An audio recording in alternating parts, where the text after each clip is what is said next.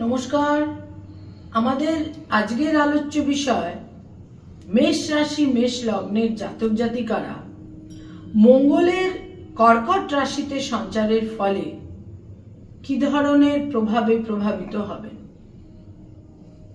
আগামী 2024 অক্টোবর মঙ্গল মিথুন রাশি অতিক্রম করে পুনর্বসু নক্ষত্র অবলম্বন করে কর্কট রাশিতে সঞ্চার করছে এবং কর্কট রাশিতে সঞ্চার করার পর 28 অক্টোবর মঙ্গল পুষ্যা নক্ষত্রে সঞ্চার করবে এবং পুষ্যা নক্ষত্রে সঞ্চার করার পর 6 ডিসেম্বর মঙ্গল বক্র গতিতে যাবে। মঙ্গল বক্র গতিতে যাওয়ার পর বক্রগতির প্রভাব সম্পর্কে পরবর্তী ভিডিওয়ে আলোচনা হবে, কিন্তু আজকের আলোচ্য বিষয় কিন্তু 6 ডিসেম্বর পর্যন্ত। মঙ্গল মেষ রাশি মেষ লগ্নের রাশি লগ্নের অধিপতি এবং অষ্টমের অধিপতি।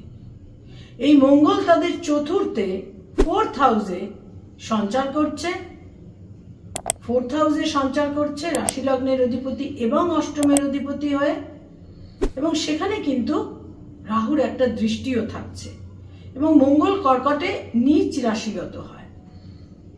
মেষ রাশি মেষ লগ্নের জাতক জাতিকারা কি ধরনের প্রভাব বা কি ধরনের সম্ভাবনাগুলো পেতে চলেছেন। সবচেয়ে বড় দিক সেটা হচ্ছে কর্কট রাশির যে সমস্ত গুণাবলীগুলো রয়েছে তার মধ্যে সেন্সিটিভিটি হচ্ছে কর্কট রাশির একটি অন্যতম গুণ। কর্কট রাশিতে একটা ইমোশনের দিক থাকছে, তাদের অনুভূতিশীলতা থাকছে এবং জলরাশি। মেষ রাশি মেষ লগ্নের জাতক জাতিকা অর্থাৎ যাদের সাইন এরিস, যাদের মুন সাইন বা অ্যাসেন্ডেন্ট বা লগ্ন হচ্ছে মেষ, তাদের 4th হাউসে মঙ্গল সঞ্চার করে তাদের ইমোশনাল মাইন্ডকে বিশেষভাবে কিন্তু একটা জায়গায় কিছুটা একটা টার্বুলেন্স, একটা দোলাচল, একটা অস্থিরতা, শান্তিহীনতা, স্বস্তিহীনতা ইত্যাদি অবশ্যই এনে দেবে। গার্হস্থ্য পরিবেশে পারিবারিক জীবনে দ্বিধা দ্বন্দ্ব, দুশ্চিন্তা, ডিসপিউট ইত্যাদি তৈরি হবে। স্থাবর সম্পত্তি সম্পর্কে বিশেষ চিন্তা ভাবনা করতে হবে। এই সময়কালে কোনো স্থাবর সম্পত্তিতে পজেশন নেওয়া, যেটা পরবর্তীকালে আপনাদের দুশ্চিন্তার কারণ হতে পারে, স্বস্তিহীনতা সুখহীনতার কারণ হতে পারে। এই সময়কালে কোনো স্থাবর সম্পত্তিতে পজেশন নেওয়াও কিন্তু যথেষ্ট চিন্তা ভাবনা করে করা উচিত। স্থাবর সম্পত্তি ক্রয় করা সম্পর্কেও সতর্ক থাকতে হবে। মায়ের সঙ্গে মতবিরোধ হতে পারে, মায়ের স্বাস্থ্যহানি হতে পারে।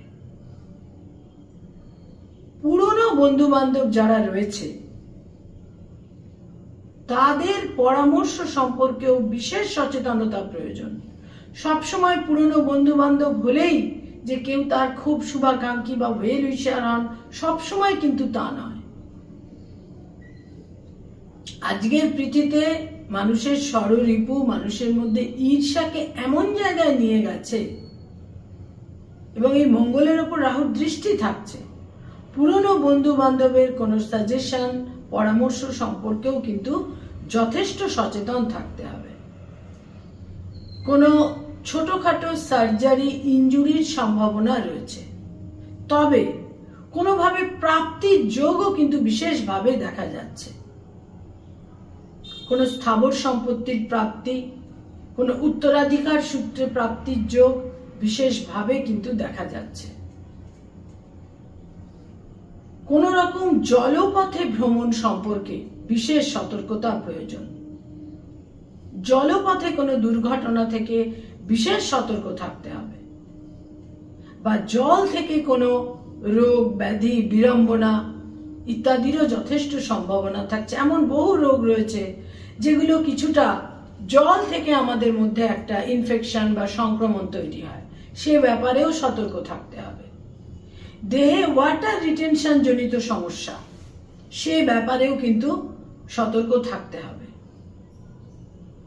মঙ্গল কর্কট রাশিতে সঞ্চার করলেও এখানে মনে রাখতে হবে এই মঙ্গল কিন্তু বক্র গতিতে যাবে। এখানে মঙ্গলের ফলাফল অত্যন্ত তীব্র হতে চলেছে। মানসিক স্বস্তি শান্তি বিঘ্নিত হবে এবং কোনো সিদ্ধান্ত নেওয়ার ক্ষেত্রে যথেষ্ট সতর্কতা প্রয়োজন। যে কোনো রকমের যাদের কোনো মামলা মোকদ্দমা লিটিগেশন আইনি সমস্যা রয়েছে, সেখানে আকস্মিকভাবে কোনো সমাধান সূত্র, কোনো একটা ব্রিজ, একটা সমাধান সূত্র ইত্যাদির সম্ভাবনাও যেমন থাকছে, ঠিক সেই রকমই নতুন করে আবার কোনো আইনি সমস্যা তৈরি হবার ক্ষেত্রেও কিন্তু তৈরি হচ্ছে। বিশেষ সতর্ক থাকতে হবে। কর্মজীবনে, কর্মক্ষেত্রে তাদের বিশেষ রকমের নিজেদের টেম্পারামেন্ট, মেজাজকে কন্ট্রোলে রাখতে হবে, না হলে কর্মক্ষেত্রে বিশেষ কোনো ডিসপিউট তৈরি হতে পারে। মঙ্গলের কর্কট রাশিতে সঞ্চার করার ফলে মঙ্গলের যে দৃষ্টিগুলো থাকছে তার মধ্যে প্রথমেই আমি বলবো মঙ্গলের কিন্তু চতুর্থ দৃষ্টি থাকছে মেষ রাশি মেষ লগ্নের সপ্তমে। ফলে দাম্পত্য জীবন, হাজবেন্ড বা ওয়াইফের সঙ্গে সম্পর্ক, হাজবেন্ড বা ওয়াইফের শরীর স্বাস্থ্যের ক্ষেত্রে সতর্কতা প্রয়োজন। এই জায়গাগুলো অত্যন্ত সেন্সিটিভ হয়ে যাবে। মঙ্গলের সপ্তম দৃষ্টি দশমে থাকছে মেষ রাশি মেষ লগ্নে। ফলে কেরিয়ারের ক্ষেত্রে, প্রফেশনের ক্ষেত্রে কোনো মতেই কোনো টেম্পারকে, মেজাজকে হারানো একেবারেই উচিত হবে না। যারা কোনো টেকনোলজি ওরিয়েন্টেড কাজকর্ম করেন, ভূমি সংক্রান্ত কাজকর্ম করেন, সেখানে সাফল্যের দিক থাকছে।